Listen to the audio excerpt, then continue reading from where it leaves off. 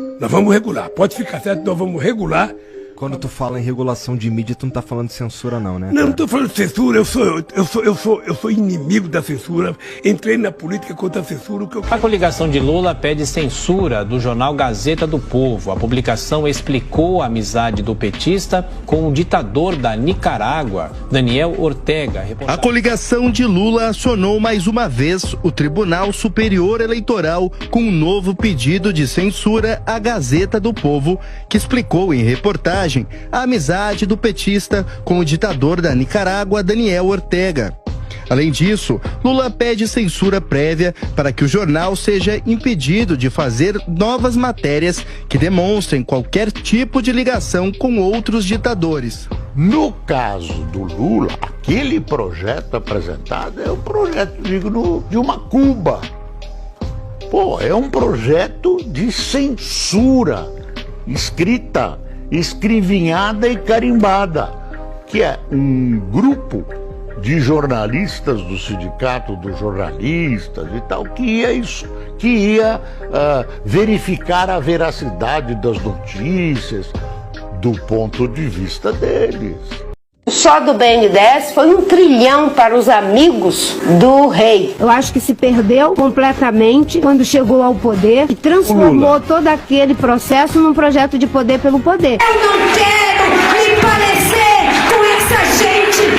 O presidente Lula, lamentavelmente, se desconectou da sua própria história e trajetória. Não dá para achar que não existe crime quando alguém devolve 100 milhões de reais. O Lula cometeu, então, crime de corrupção passiva e lavagem de dinheiro. Você tem dúvida? Não, eu quero que a senhora... Você tem dúvida? Estou perguntando você tem dúvida? A posição da senhora. É crime de corrupção.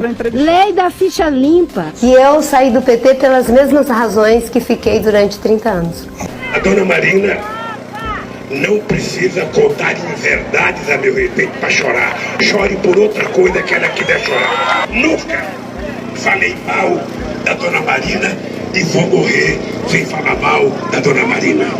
Ela é que tem que se explicar por que ela nasceu, cresceu e ganhou todos os cargos no PT e falou mal do PT.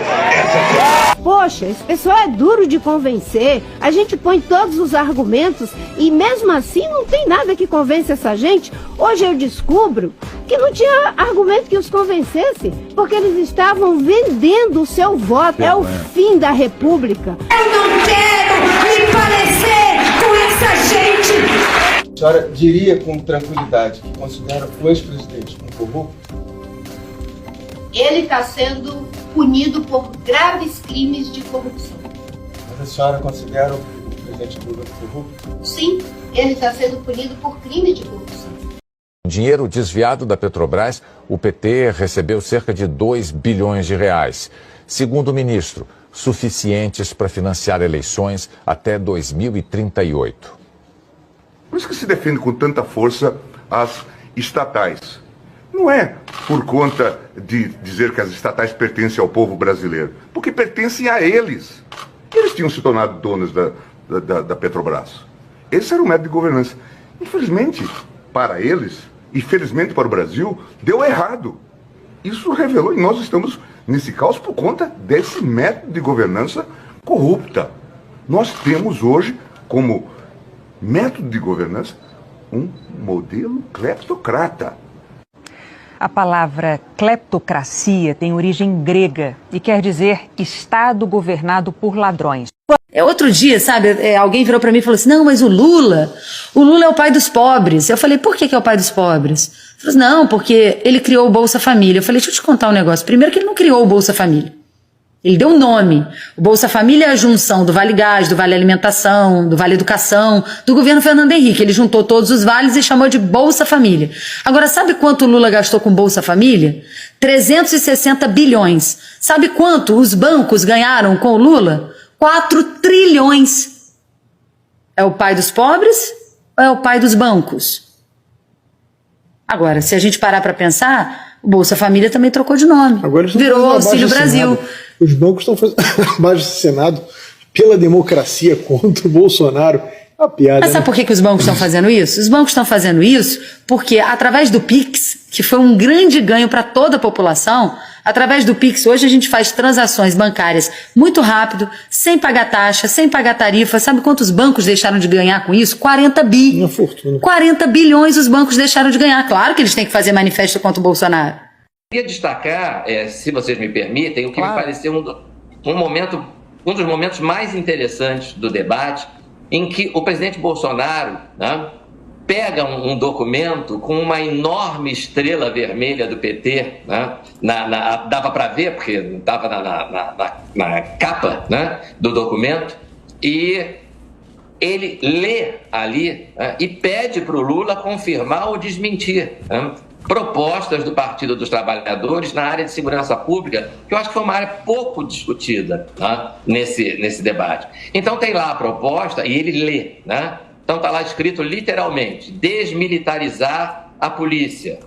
Está lá escrito literalmente, fim da guerra às drogas, né? Cessar a guerra às drogas, soltar milhares de presos provisórios, que são propostas tradicionais do PT, né?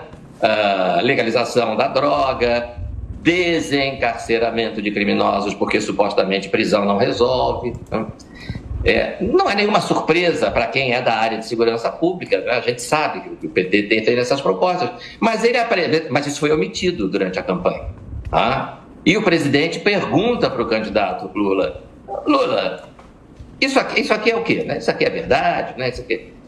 Será que foi o presidente Bolsonaro que inventou esse documento? E o Lula fica visivelmente atrapalhado. Ele diz, isso deve ser, se imaginem, isso deve ser algum documento setorial. Isso é de algum setorial do PT. Quer dizer, a maior parte da população não sabe nem o que é isso, né? O que é setorial do PT? Né? A população sabe o que é o PT. Né? Sabe que aquela estrela vermelha com a letra P e a letra T dentro são o símbolo do partido do candidato à presidência da República, né? Então ele meio que dá de ombro, diz isso aí, como se dissesse, isso aí não é comigo, né? Ficou muito esquisito, né? Eu achei que foi um dos momentos mais interessantes do debate, né? Pela perplexidade que isso deve ter gerado. Né? Muita gente deve ter dito, não é com ele deve ser de algum setorial do PT, mas o que é setorial do PT? Cristiano, em áudios gravados com autorização da Justiça, o tesoureiro da quadrilha, preso na terça-feira, afirma que as regras estão mais duras agora nesse governo. Segundo o criminoso, o diálogo era mais fácil em gestões anteriores. Com nós já não tem diálogo não, mano. O PT com nós tinha diálogo. O PT tinha um diálogo com nós cabuloso, mano. O homem que já foi uma das cabeças da inteligência do governo venezuelano resolve contar o que sabe. Hugo Carvajal espera na cadeia para saber se fica ou não na Espanha. Concordou em responder da prisão a perguntas da nossa reportagem e confirmou nomes de políticos que teriam recebido dinheiro da Venezuela. Carvajal aponta vários políticos como beneficiados por dinheiro da Venezuela. Seriam eles Lula da Silva no Brasil, Néstor Kirchner na Argentina, Evo Morales na Bolívia. Controle da população. A grande mídia, que é controlada pela elite global, reportou cinicamente que Gates doou dinheiro para ajudar as crianças do terceiro mundo. Bill e Melinda Gates foram destronados como os filantrópicos mais generosos do mundo, quando seu amigo e companheiro entusiasta da redução populacional Warren Buffett doou 37 bilhões para financiar um exército de grupos de controle da população. Agora eu acho que o mundo será muito melhor, quando restar apenas 10 ou 20% de nós. Dr. Eric Pianca. O famoso biólogo da Universidade do Texas, Dr. Eric Pianca, no momento em que recebia um prêmio da Academia de Ciência do Texas, disse que a pandemia mundial da AIDS é ruim, ela é muito lenta. Queria elogiar as virtudes do Ebola, porque ele mataria 90% da população mundial rapidamente. Eu queria perguntar se esse projeto, se ele for implantado, se o governo decidir aceitar, ele vai abrir portas para que outros projetos muito mais abusivos, piores para a população, porque você censurar uma coisa, censurar uma pessoa a ter a sua própria opinião é uma coisa ruim. Se esse projeto, se ele for aceitado, vai abrir portas para outros projetos muito mais abusivos. Se o projeto passar, nós vamos ter um regime semelhante ao de Chaves. Nós vamos ter o Poder Executivo com força, o Poder Legislativo e Judiciário e o Ministério Público como acólitos, quer dizer, como secundários, e o Poder Executivo a toda hora chamando o povo para opinar, diga sim ou não, como acontece. E é evidente, quando se tem um único poder, sem o equilíbrio dos outros dois poderes, tudo que vier depois será mais abusivo. Então esse risco que o colega apresenta realmente existe. Que é nosso, da Telebrás. É o negócio seguinte, o que é o problema do nióbio? 95% do nióbio está no Brasil. E o preço do nióbio ele é regido pela Bolsa de Metal de Londres. E eu já falei isso, eu vou repetir essa situação. Seguinte, quem manda no preço do nióbio não é a Bolsa de Metal de Londres. Nós vamos tirar esse poder, nós vamos colocar o preço que a gente quer e quem estiver reclamando vai lá em Marte e busca. Então, você pergunta para o Brasil, para que serve? É para fazer luneta, é para fazer bateria, para fazer uma série de coisas que o Brasil é dono. Então, nós não podemos negociar. Uma coisa que a gente faz de forma errada é com manganês. A gente está vendendo a preço de banana, a preço de barril de petróleo. Quando acabar, a gente vai ter que comprar da África. E na hora de comprar, sempre a gente vai levar na tarraqueta. Então, assim, a gente é muito rico em nióbio. Foi interessante que eu vi o Bolsonaro para ganhar a eleição, falou muito disso. Mas depois que senta lá, não sei o que é a praga que tem naquilo. Eu vou descobrir, eu vou ter que desarmar isso. Depois que senta lá, é tanta treta que eu nunca mais vi ele tocar nesse assunto. A gente tem dois problemas com o nióbio e com o grafeno. Grafeno, para quem não sabe, ele é um sonho. Que se o Brasil conseguir desenterrar e produzir tecnologia, ao invés de ficar dando esse negócio de graça, o nióbio, o grafeno, ele é 50 vezes mais fino que uma folha de papel e 200 vezes mais forte que o aço. Resumindo, você pinta um ovo e joga de cima do prédio, o ovo não quebra. Você pinta a porta do carro com grafeno, dá tiro de 12, não arranha. Esse é o grafeno. Sabe por que eu estou contando isso? Porque o Brasil não sabe que a gente é um dos maiores produtores do mundo. E a gente tem dois problemas. A gente continua parecendo aqueles índios, nada contra os indígenas, mas é a história do Brasil.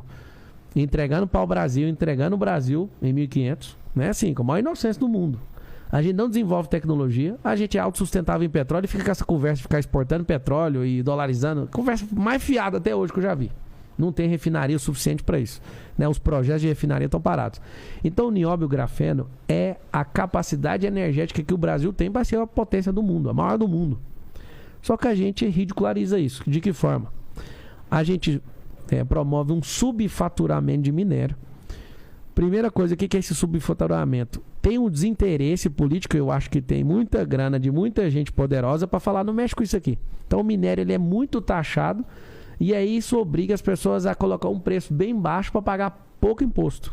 Segundo problema, a gente não controla a nossa divisa. Infelizmente ali na Amazônia sai muito nióbio sem a gente ganhar um único real. Um único real. Então a gente tem um problema de verdade. É um dos problemas que eu falei de segurança nacional que deu vontade de sair correndo. Porque eu vi de fato, assim, é concreto o problema. E a gente passa por isso porque a gente é uma nação que não tem gente apaixonada por essa riqueza. Essa riqueza é nossa. E sabe por que a gente é um país subdesenvolvido até hoje? Quando eu comandava a Amazônia, me ligou um comandante do batalhão para me contar que tinha encontrado o rei da Noruega dentro da área Yanomami. Eu pensei, você bateu a cabeça, né? Estava meio. Aí fui verificar, estava realmente, o rei da Noruega estava lá. O rei da Noruega estava lá. A Amazônia, sabe, embora seja um território soberano brasileiro, as riquezas da biodiversidade da Amazônia, ela pode ser repartida com o planeta Terra. Como eu fiz quando eu era presidente, que fizemos o acordo com a Alemanha e com a Noruega. O Brasil tem hoje 70% das florestas litorais preservadas. A Amazônia tem 84% preservada. A Europa tem 0,3% de floresta preservada. Mas o interesse é puramente econômico. Esquece que não tem nada a ver com preservação. Porque se tivesse a ver com preservação, com o futuro, com o meio ambiente, a Alemanha não recomeçava a consumir carvão como se não houvesse amanhã. Como eles começaram agora. Isso começa uma bigodagem. Sim. É o papo mais vagabundo que existe no mundo, esse papo aí de preservação da Amazônia. São um país que acabaram com todas as florestas. Eles não têm moral porque eles não preservaram as florestas deles. É grana. Esses caras querem o ouro, o minério, o petróleo. O ouro, o minério, o petróleo.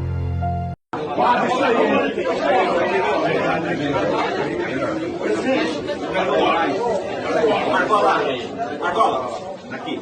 Pega a sacola, pega e segura.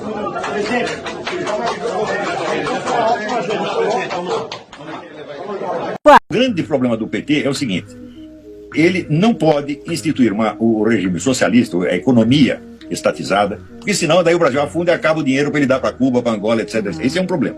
Segundo problema, ele não pode instituir uma ditadura porque lhe faltam os meios policial-militares para isso. Ele tentou criar a tal da Força Nacional, não funcionou. E ele não tem efetivamente o controle das Forças Armadas e das polícias estaduais. Está louco para obter. Se isso cair na mão dele, nós temos uma ditadura no dia seguinte. Então, por enquanto, vai ser a ditadura branca. Por quê? Porque o PT não tem meios materiais para fazer outra coisa. Então, existe um conceito fundamental aí em ciência política, que eu escrevi muita coisa sobre isso, que se chama meios de ação. Onde você não tem os meios de agir, você não age. Então, a primeira ação é tentar conquistar os meios de ação. Isso pode levar tempo. Essa é a nossa sorte. Nós ainda podemos respirar um pouco e podemos falar sério. Por quê? Porque o PT não tem meios materiais de tapar a nossa boca. Né? Ele tem o controle da máquina estatal, o controle da burocracia, mas não da Força Armada. E as suas tentativas de criar uma Força Armada são pífias, né? MST, essa coisa toda. O Karl Marx, ele, nos últimos 6 ou 7 anos da vida dele, ele, depois de fracassar em tudo, ele se mudou para que cidade do mundo? Londres. E ele morou e morreu morando num apartamento da família Rothschild. Ou seja, ele morreu abraçado com os barões. Ou seja, que era quem financiava ele.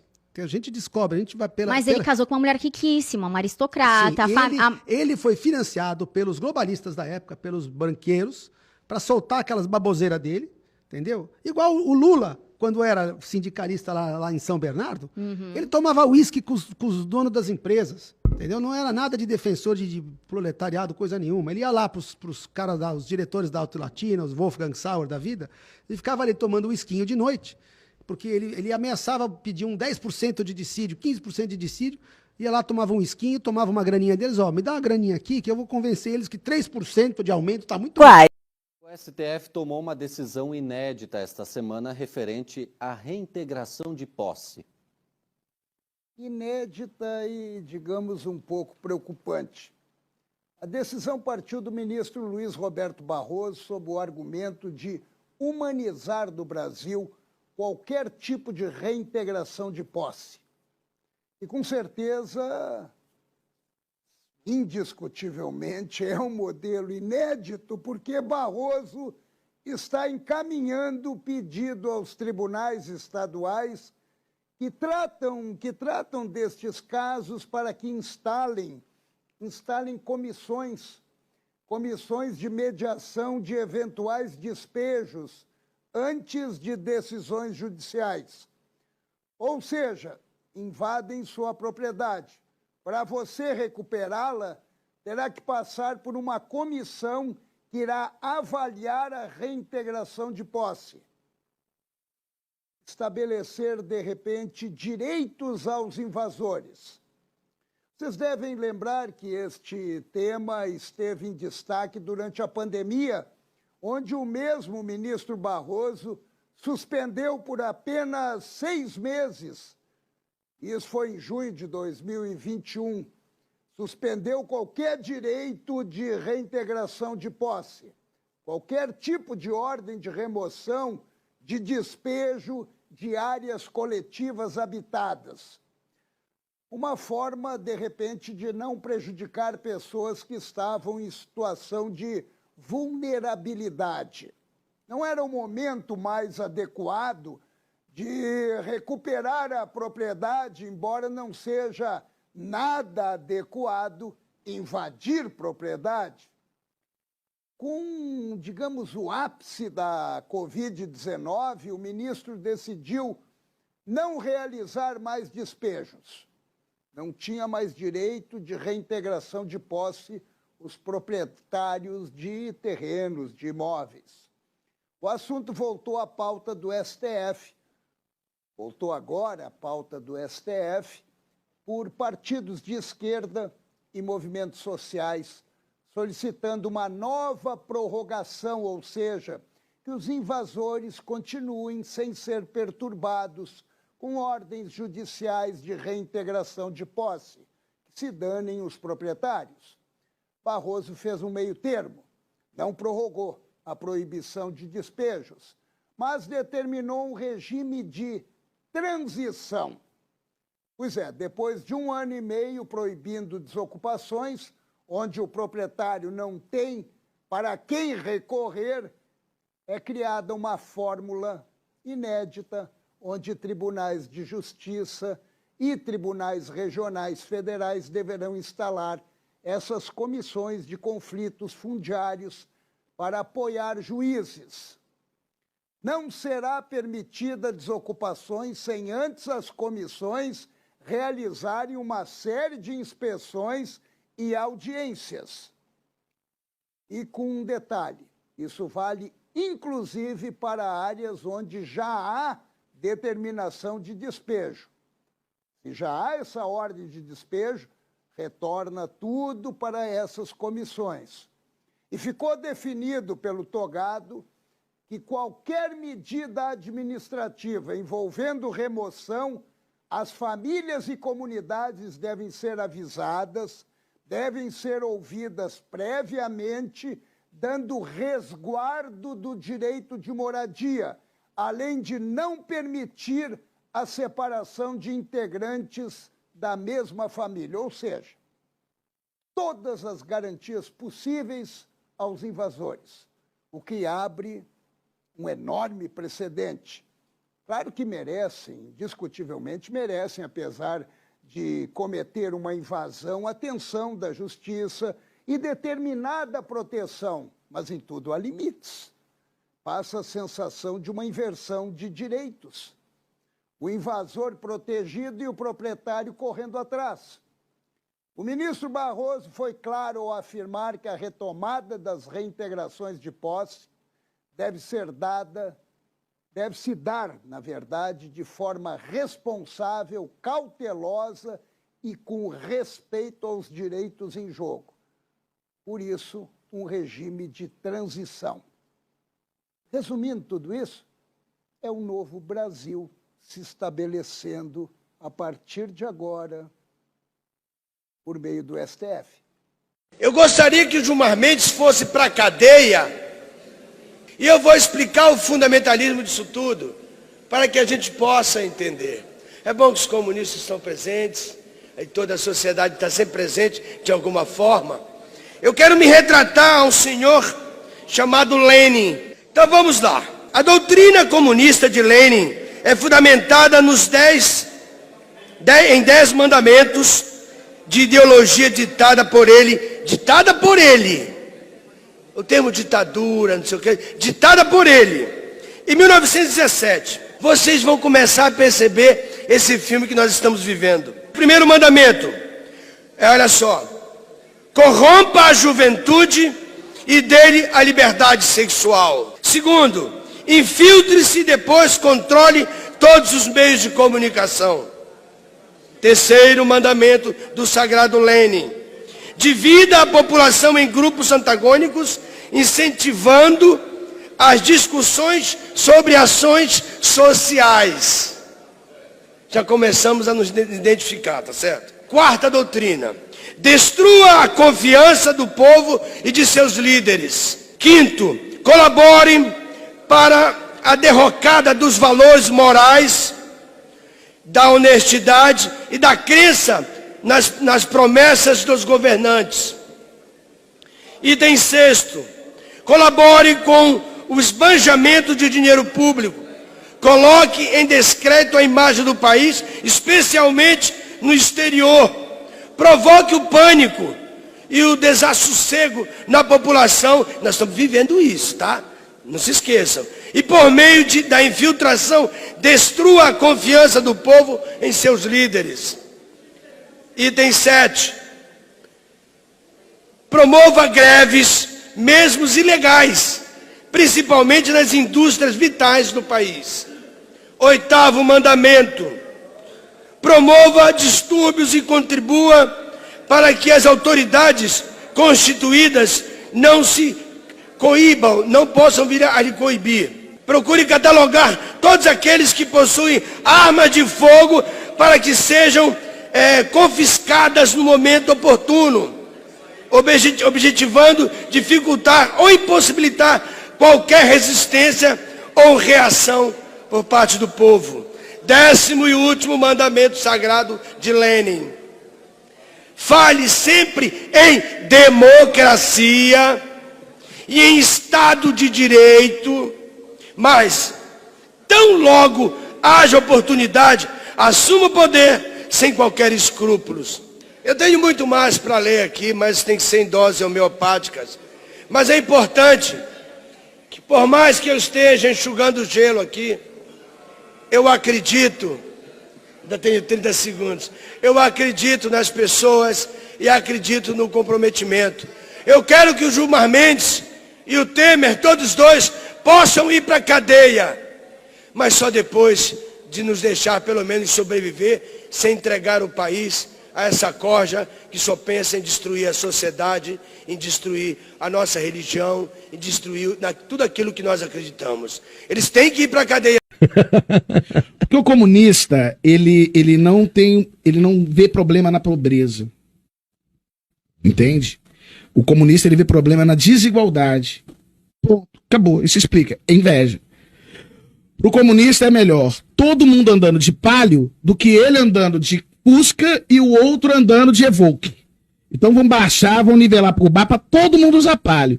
Então pronto, a alma do comunista é a inveja, a prenúncia, né, do comunismo, a premissa do comunista é a inveja. Se você não for invejoso, você não tem vocação para ser comunista.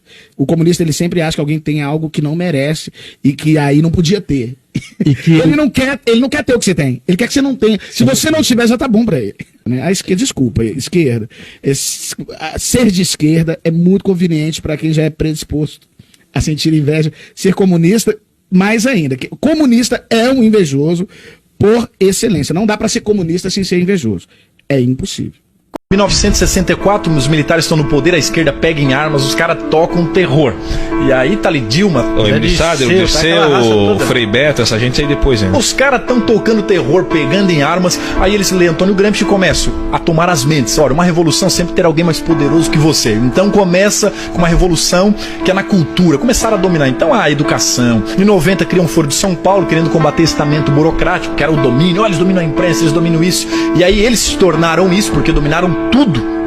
Pegam o Supremo hoje, que é mandado por eles, pegam a superestrutura que eles têm, que mandam no Congresso, que mandam no Senado. Então, diferente do Lula, o Bolsonaro, quando assume, é um presidente que tem uma caneta sem tinta, porque não tem essas bases do Senado, do governo. Tanto é que ele quis impeachment o Alexandre de Moraes, e o Senado disse não, tá de 4 pro Supremo. Os caras construíram uma estrutura de 30 anos, onde ele tem toda uma superestrutura, e hoje a direita nem partido tinha, está se organizando. Quais são esses países, especificamente, que continuam torcendo pela Dilma e que tipo de negócios ainda envolvem o Brasil com esses países? O TCU, Tribunal de Contas da União, proibiu... O nosso? Sim, aqui. Sim. A Eletrobras de aportar mais 100 milhões de dólares numa hidrelétrica da Nicarágua. Os votos dos ministros eram assim, inacreditável, inadmissível, inviável, absurdo, foi proibida. Isso vai custar um prejuízo para o aposentado, para o contribuinte de imposto de renda, para o desempregado, no supermercado vai custar inflação, porque é tudo dinheiro do Tesouro que vai acabar pagando esses prejuízos. Ou seja, você perguntou dos países, na Nicarágua a gente tem negócio, tem hidrelétrica sendo feita com grana da Eletrobras. O que a Eletrobras tem que fazer hidrelétrica na Nicarágua? Isso é só um exemplo. Tem os exemplos de Angola, de Gana, esses dois países são os que... passam pelas investigações de tráfico de influência internacional do Lula. Tem Venezuela, tem Peru, tem Equador. Tem o Porto de Mariel. Para não falar de Cuba, do Porto de Mariel. São esses. E é os negócios são estatais, são o seu dinheiro.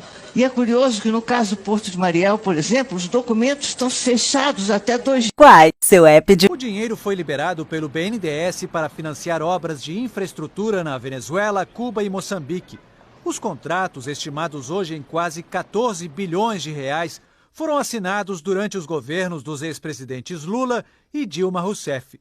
A Venezuela recebeu dinheiro para construir uma usina, um estaleiro e o metrô de Caracas. Cuba modernizou o Porto de Mariel e Moçambique investiu no aeroporto e numa hidrelétrica. As obras nesses países foram realizadas pelas construtoras Odebrecht e Andrade Gutierrez, que confessaram participar de esquemas de corrupção no Brasil, Venezuela tem a maior dívida, 1 bilhão e 600 milhões de reais. Os empréstimos a esses países estão cobertos pelo Fundo de Garantia à Exportação, vinculado ao Tesouro Nacional. Mas como as perdas não estavam previstas no orçamento, o governo brasileiro teve que retirar no ano passado 1 bilhão e 300 milhões de reais. Vocês se lembram que no mês passado o presidente Jair Bolsonaro assinou aquele decreto que dava ali um aumento no piso salarial dos enfermeiros e enfermeiras no Brasil? Pois é, para nossa surpresa, o ministro Barroso derrubou esse decreto e retirou o aumento. O aumento do salário do trabalhador que arriscou a vida ali durante a pandemia no Brasil, ele barrou. Mas quero aprovar um outro grande absurdo que nós vamos mostrar aqui nessa matéria e você vai ficar de queixo caído. E os enfermeiros que fizeram aquela grande festa e agradeceram o presidente Jair Bolsonaro, e foi um feito comemorado em todo o Brasil, dentro e fora dos hospitais, por aquelas famílias que dependem da remuneração que vem dessa profissão digna. E qual foi o motivo que o ministro Barroso encontrou para retirar o aumento deles? O risco de demissão em massa e a sobrecarga na rede médica e de saúde. Vejam só, pessoal, mas como assim? Se finalmente agora a classe dos enfermeiros e técnicos e auxiliares vão ter uma remuneração digna e honesta para continuar exercendo o seu trabalho de forma tão exemplar, não dá para entender realmente. Pois é, as coisas no Brasil estão de ponta cabeça e daqui a pouco o poste é que vai fazer xixi no cachorro. Mas calma aí, que tem mais ainda. Vamos agora para o segundo tapa na cara do povo brasileiro. E sabe quem saiu em defesa dessa ação ali do ministro Barroso, defendendo com unhas e dentes e apoiando ali o corte no salário dos enfermeiros e enfermeiras? Ninguém mais e ninguém menos do que o senador Pacheco, isso mesmo, o líder ali, o chefe, o cabeça do Senado, que já engavetou vários pedidos de impeachment colocados ali para ministros do STF no Senado, mostrou mais uma vez de quem ele está do lado, e com certeza não é do povo brasileiro. E agora, para fechar com chave de ouro e colocar a cereja em cima do bolo, por falar em aumento de salário, sabe quem vai ganhar aumento de salário? Os ministros do Supremo, isso mesmo, eles precisam de um reajuste urgente, pois a merreca que eles ganham é muito pouco e não dá para nada, uma vez que o cargo deles é vitalício. Sendo assim, está para passar no Congresso Nacional uma medida que vai aumentar o salário de R$ 39.300 para R$ 46.000. Isso mesmo, o salário dos togados que está defasado, pois o trabalho deles é muito mais importante do que das enfermeiras, auxiliares e técnicos que ajudam a salvar vidas todos os dias. Realmente eles merecem um salário bem gordo nessa época onde o povo brasileiro está com o bolso cheio e a inflação está lá embaixo. Realmente eles merecem mesmo, não é mesmo? E você ainda tem dúvida que esse aumento vai passar livremente ali pelo Congresso Nacional sem ter nenhum problema? E se depender do senhor Pacheco, pelo Senado já passou. E por fim, pessoal, no dia 2 de outubro nós temos que eleger o presidente Jair Bolsonaro no primeiro turno, para que ele possa no próximo ano colocar ali, indicar mais 2 ministros ao STF, e assim nós vemos se conseguimos pelo menos diminuir todo esse ativismo e a opressão que está em cima do povo brasileiro. Mas para isso nós temos que nos unir, juntarmos forças, e eu conto com a sua participação. 2006 foi o ano da corrupção. Uma vez estabelecido no poder, o PT começou a agir. Que o Brasil votou sem medo de ser feliz. Nos primeiros anos do governo Lula, os esquemas de corrupção foram colocados em prática. O escândalo dos bingos veio à tona em 2004. Em 2005, o escândalo dos Correios deu origem às investigações do Mensalão. No meio de tudo isso, ainda teve o caso conhecido como dólares na cueca. Em 2006, a máfia dos sanguessugas desviava dinheiro destinado à saúde.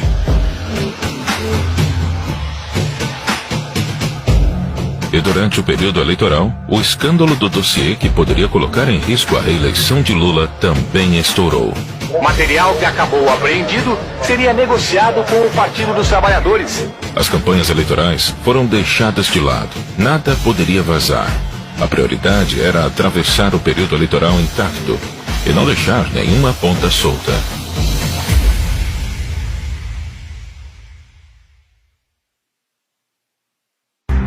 Com o PT no poder, a esperança do brasileiro era de mudança. E a mudança aconteceu, mas só para os seus aliados políticos. Antes de Lula ser eleito, aconteceu a crise dos bingos. Valdomiro Diniz, na época presidente da Loteria do Estado do Rio de Janeiro, foi pego extorquindo empresários para enriquecer o PT. Um dos extorquidos, o bicheiro Carlinhos Cachoeira, gravou Valdomiro pedindo propina e garantindo em troca o monopólio de loterias virtuais. A promessa não foi cumprida e Cachoeira divulgou o vídeo em 2004. A fita de vídeo a que se referia o subprocurador foi gravada por Cachoeira em 2002. A crise desestabilizou pela primeira vez o governo Lula. A confissão do Valdomiro Diniz de que, de fato, tinha pedido dinheiro a Carlos Cachoeira para campanhas eleitorais e propina para um amigo. Quando o caso estourou, Valdomiro Diniz era assessor da Casa Civil, governada por José Dirceu, líder do PT. Diniz foi exonerado do cargo no mesmo dia. Para atenuar a crise, Lula passou uma medida provisória que proibiu o funcionamento de casas de jogos de azar. A segunda crise aconteceu em 2005.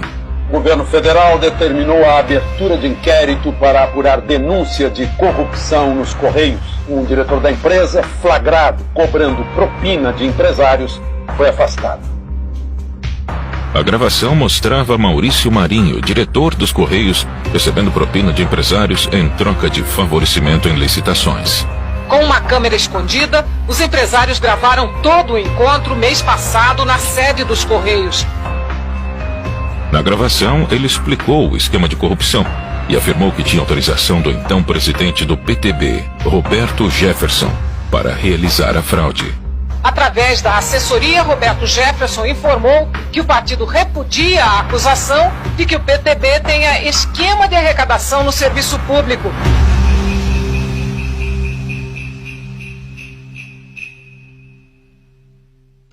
Quando investigado pela CPI dos Correios, Roberto Jefferson abriu a boca. Cabe agora a Roberto Jefferson esclarecer o que diz, o que sabe e o que quer. Maior esquema de corrupção que eu vi nos últimos anos. Que a estatal desviava 3 milhões de reais por mês para o PT. O mensalão foi exposto. Jefferson afirmou que as estatais foram a fonte de dinheiro do mensalão. Licitações, cargos e indicações impulsionaram o esquema de corrupção. Quais são as joias da coroa, digamos assim, da administração federal? Petrobras, Furnas, Eletrobras, os fundos de pensão. Roberto Jefferson apareceu para depor. Chegou mostrando um hematoma no rosto, consequência de um acidente doméstico. Desconfie de quem não ouviu falar no mensalão. Ou se omite por medo de enfrentar o que eu estou enfrentando aqui, ou recebe. Roberto Jefferson lançou acusações graves contra o governo. Afirmou que o PT pagava mesada para deputados de partidos aliados votarem a favor de projetos do governo. Ele fez de tudo para as investigações não chegarem ao nome de Lula. Ô Zé Dirceu, se você não sair daí rápido, você vai fazer réu um homem inocente que é o presidente Lula. Rápido, sai daí rápido, Zé. Para você não fazer mal a um homem bom, correto, que eu tenho orgulho de ter apertado a mão. José Dirceu foi a testa de ferro do caso. Coloca o então ministro-chefe da Casa Civil em posição central, posição de organização e liderança da prática criminosa. Ele era a principal liderança do governo petista e aceitou ser responsabilizado por toda a articulação do esquema para salvar o presidente. O esquema envolvia também o tesoureiro do PT, Delúbio Soares, e o publicitário do governo, Marcos Valério. E assim surgiu a figura de Marcos Valério, e que seria o responsável pelo dinheiro do mensalão. O encontro de José Dirceu com o presidente do BMG, acompanhado de Valério e Delúrio Soares, ocorreu no dia 20 de fevereiro de 2003. Lula brincou de ator e fingiu surpresa com o caso. Estou convencido que esse negócio de mensalão me cheira um pouco a folclore dentro do Congresso Nacional. Pode ter outro tipo de coisa que os deputados podem saber, mas eu não acredito que tenha mensalão. José Dirceu, da Casa Civil, foi o primeiro a deixar o ministério. Não me considero fora do governo, me considero parte integrante do governo. José Dirceu saiu da Casa Civil e Lula colocou uma antiga revolucionária do Partido dos Trabalhadores no cargo, Dilma Rousseff. É um compromisso comigo mesmo, de agradecer a todos aqueles que rezaram por mim, que fizeram orações por mim. Em meio ao mensalão, Adalberto Vieira, assessor do deputado José Guimarães do PT, foi detido pela Polícia Federal no aeroporto de Congonhas. Ele tinha R$200 mil em uma maleta e mais $100 mil na cueca. Os valores não declarados seriam usados para os pagamentos do mensalão. Um dirigente do PT foi preso em São Paulo ao tentar embarcar num voo para Fortaleza com R$200 mil e $100 mil. José Adalberto disse que a quantia era dele, mas não quis dar explicações sobre a origem. Brasília estava pegando fogo e a situação iria piorar.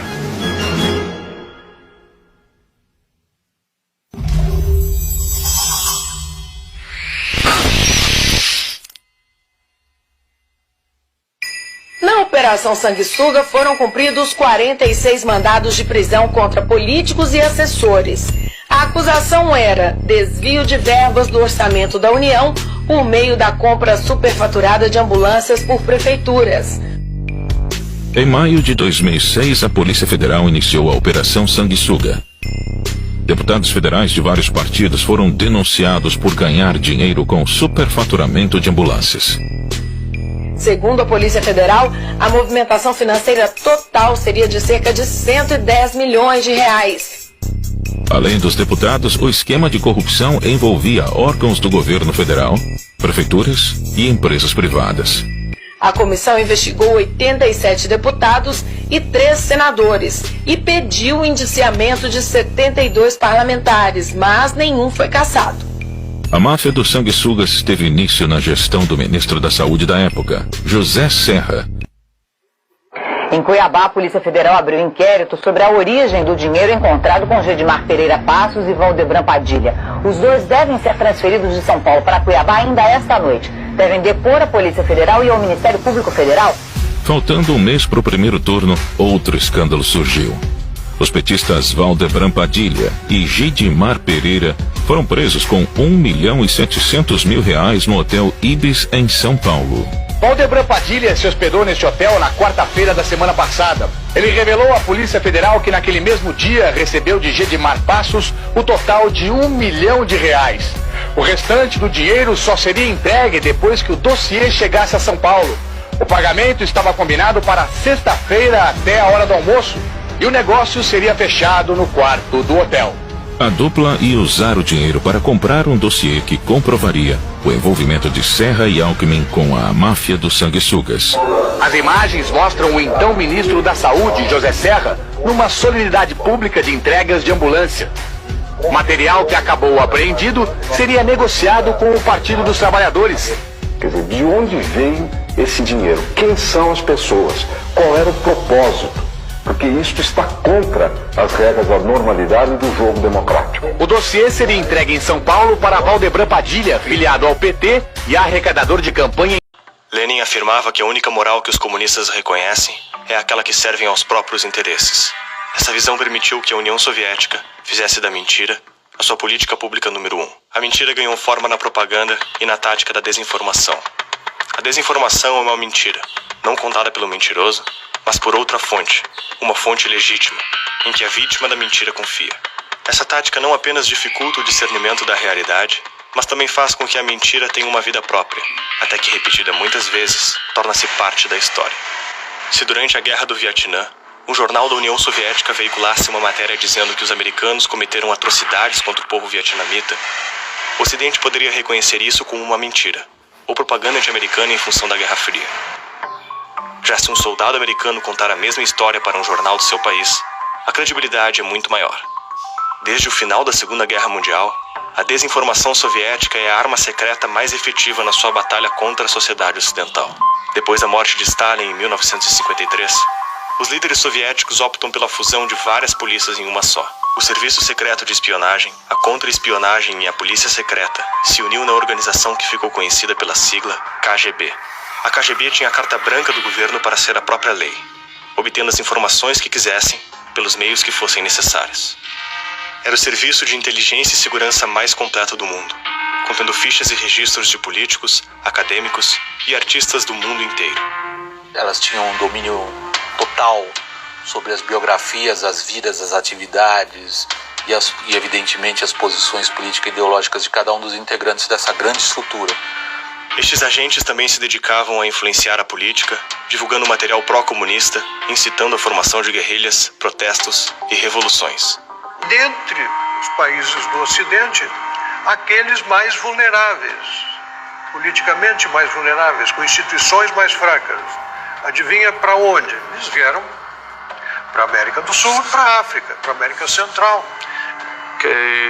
Wszystkie tak zwane satelickie państwa bloku wschodniego i wszystkie ich służby wywiadowcze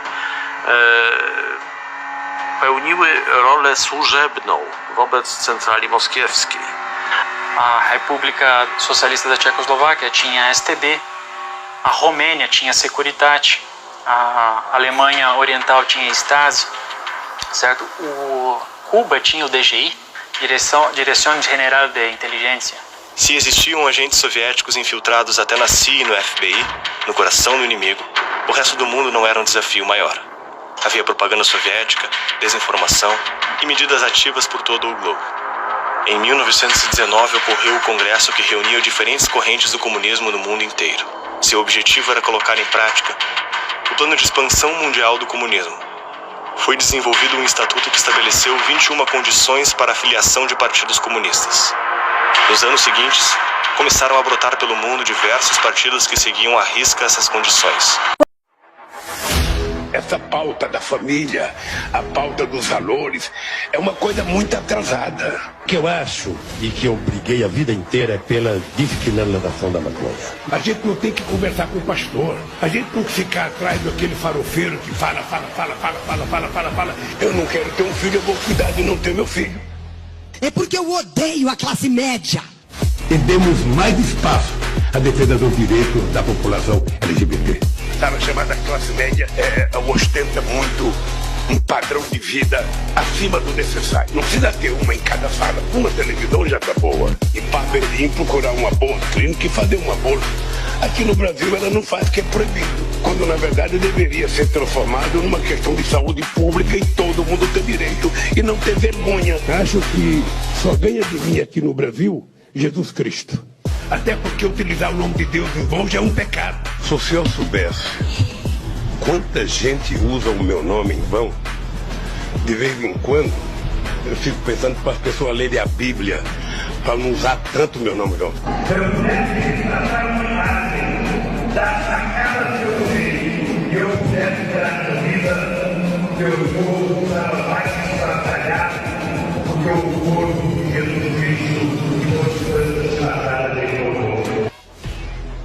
Agora não é do Lula livre, agora é...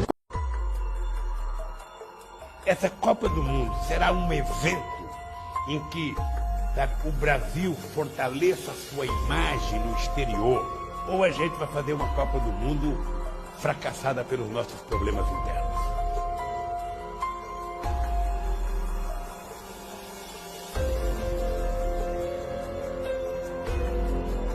Uma Copa dura apenas um mês. Os benefícios ficam para toda a vida. Agora, também temos estádios modernos e confortáveis, de norte a sul do país. Ainda no Rio, você vai ver agora o flagrante de uma médica que, no meio de um plantão superlotado, que saiu à porta do hospital para protestar. Um desabafo que nessa semana transformou a médica em símbolo da luta contra a falência do sistema público de saúde. Sou médica, tô revoltada, tô sozinha nessa porcaria aqui. Não posso fazer nada pelo excesso de pacientes doentes. Eles querem resolver o problema deles lá na rua, gastando dinheiro em obras, porque vem sucesso de Copa, que é mais importante. A saúde está zerada.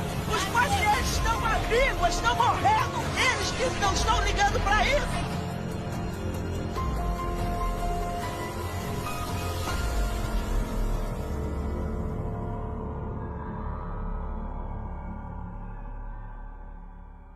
É esse movimento que vai dar um golpe no Bolsonaro. É um golpe na urna. Que eleições não se ganha, se toma. A rigor, não há uma situação flagrante de violência ou de gente forçando portas, nada parecido com isso. Há uma situação de ocupação da rampa, como a Rita explicou, mas agora a gente vê fogo. Tem fogo ali. Nós temos imagens de fogo ali no prédio, parece ser o prédio do Itamaraty. E alguns dos manifestantes presentes ali celebrando o surgimento dessas chamas. Dá para ver ali um policial correndo. Para tentar. Essas imagens são ao vivo de Brasília, em frente ao prédio do Itamaraty, e aí com a polícia usando extintores de incêndio. Provavelmente algo que foi atirado, foi atirado ali contra a vidraça por gente que estava nessa rampa tentando entrar no Itamaraty. Vladimir Neto, você tem mais informações aí pra gente? O que você tá vendo daí de cima? De cima, Patrícia, é possível ver que é uma clara divisão entre os manifestantes, né? A maioria dos manifestantes já está indo embora em direção à rodoviária e esse grupo se concentra em frente ao Itamaraty na tentativa de invadir o prédio. Essa entrada é uma entrada de carros para autoridades. É por isso que os manifestantes estão com dificuldade para conseguir entrar, porque ela é uma rampa por onde entram carros de autoridades, como o presidente de outros países, ou mesmo o próprio ministro das Relações Exteriores. Então há uma certa barreira. Agora, o que me parece aqui de cima é que um dos manifestantes conseguiu atirar algum objeto e conseguiu fazer esse princípio de incêndio dentro do Palácio do Itamaraty. Nesse momento, olha lá, os policiais que estão dentro do Palácio do Itamaraty conseguem impedir que esse fogo se alastre, conseguem aparentemente conter o incêndio. Os policiais estão usando extintores de incêndio agora para afugentar, para afastar os manifestantes, Vladimir, é bem claro isso. Eles já usaram para apagar o fogo que começou, que nós vimos ao vivo aqui na tela da Globo, e agora eles resolveram utilizar o extintor de incêndio como uma arma para afastar as pessoas dali.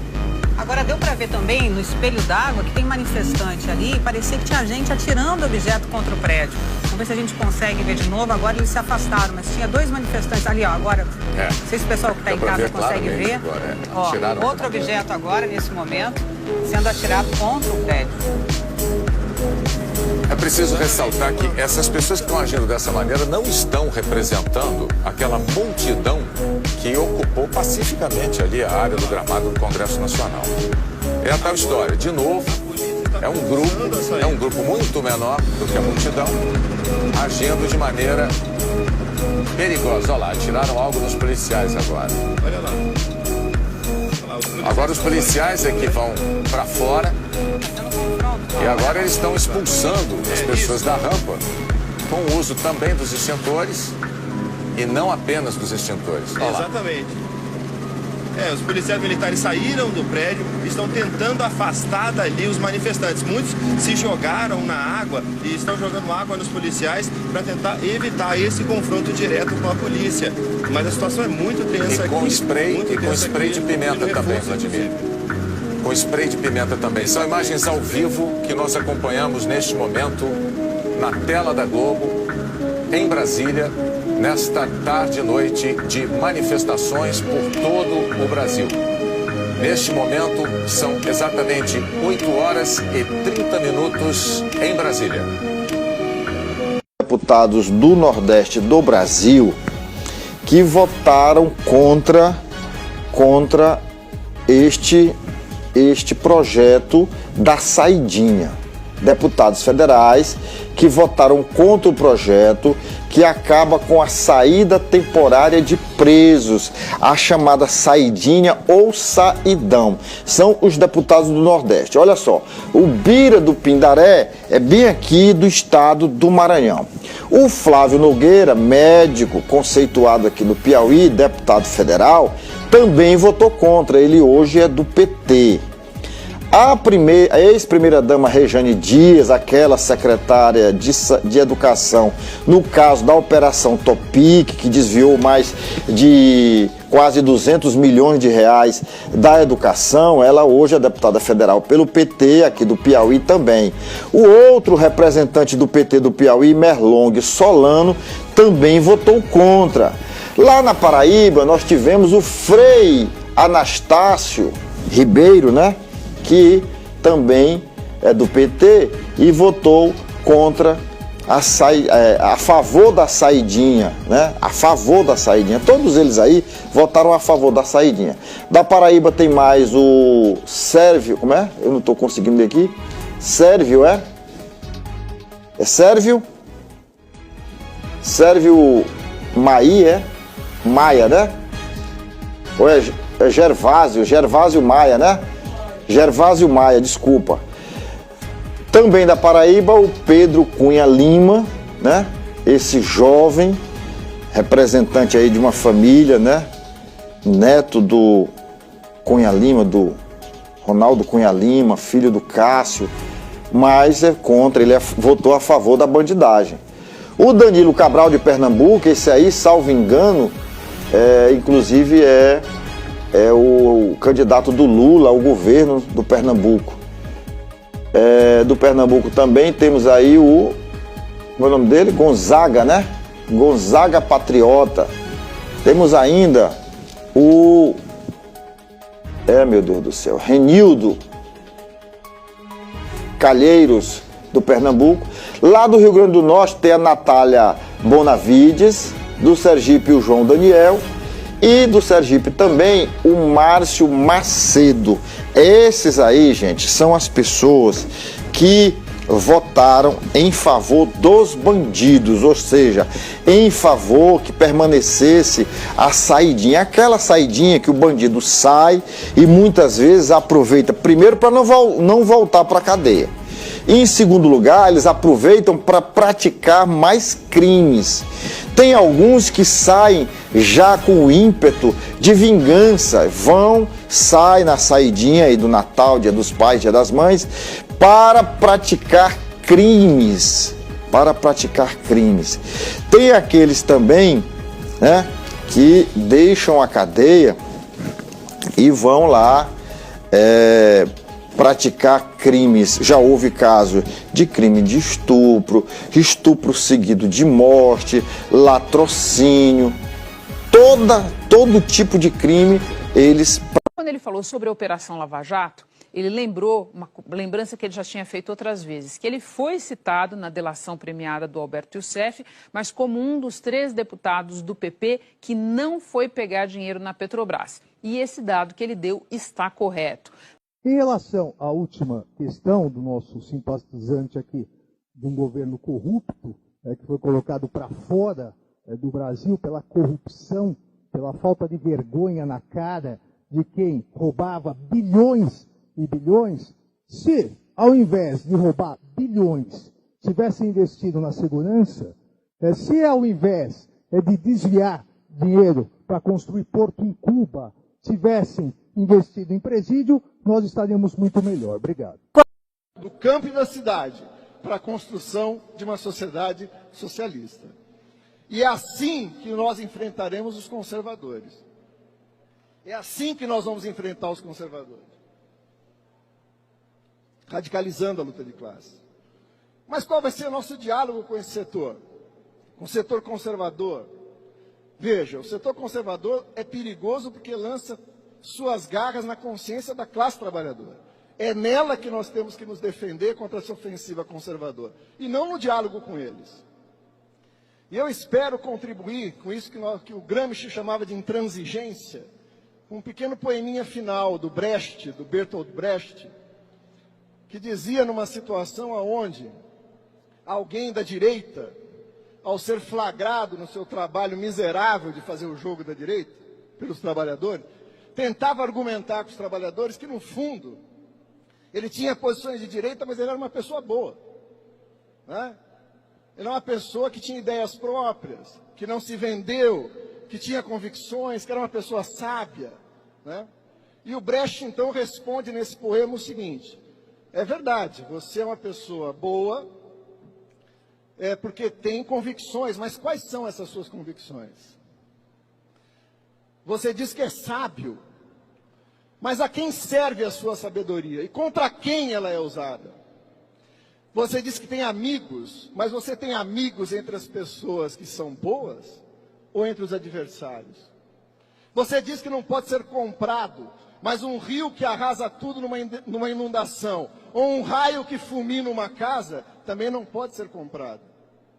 Nós sabemos que você é nosso inimigo, mas considerando que você, como afirma, é uma boa pessoa, nós estamos dispostos a oferecer a você o seguinte: um bom paredão, onde vamos colocá-lo na frente de uma boa espingarda, com uma boa bala, e vamos oferecer, depois de uma boa pá, uma boa cova, né?